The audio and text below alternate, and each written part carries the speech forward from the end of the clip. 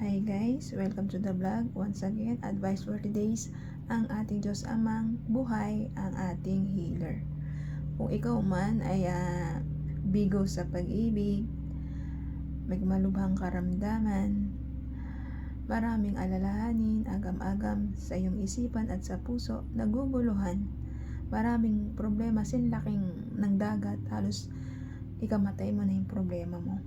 Pues naandyan na ating Diyos Amang buhay, na pwede nyo pong lapitan, manalig, magdasal, manampalataya sa ating Diyos Amang lumikang ng nasa langit, ng lumikha ng langit at lupa, ng bundok ng tao, ng buhay dito sa ibabaw ng mundo, ng mga isda, ng apoy dito sa ibabaw ng mundo.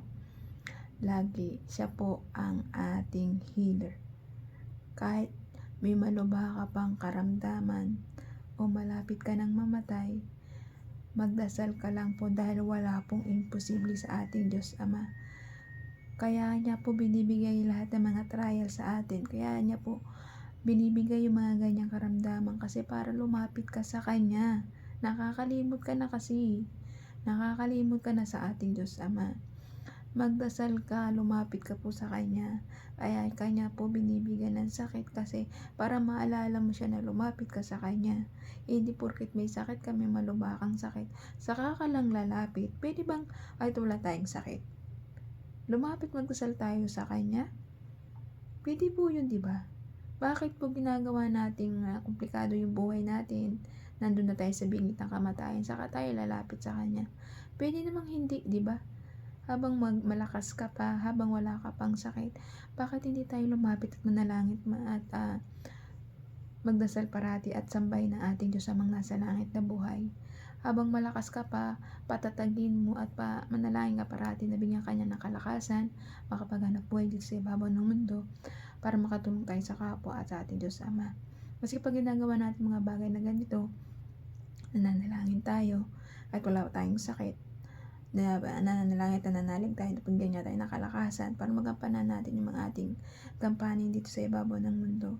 Kasi kaya ganyan, na binibigyan ka niya ng sakit, na malubhang sakit, kasi nakakalimot ka na sa Kanya Nakakalimot ka na sa Kanyang lumapit. Diba? Tingnan mo, pag malubha na yung sakit mo, diba? Naaalala natin siya. Diba? Kaya Kanya binibigyan ng ganyan kasi para lumapit ka. Once na pinagaling ka niya, patotohanan mo yan. Patotohanan mo yung ginawa niya sa iyong kagalingan. Kasi nagawa niya yan sa iyo dahil gusto niya magbago ka. At spread mo yung mga ginawa niya sa iyo. Yung pagpapagaling niya sa iyo. Tumulong ka rin sa kapwa-tao natin na maging healer ka rin. Maging tagapag-advise ka rin.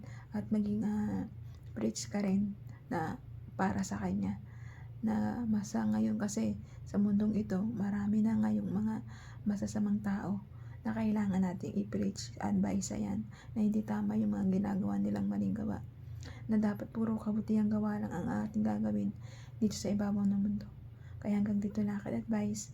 Ingat po tayong lahat and God bless.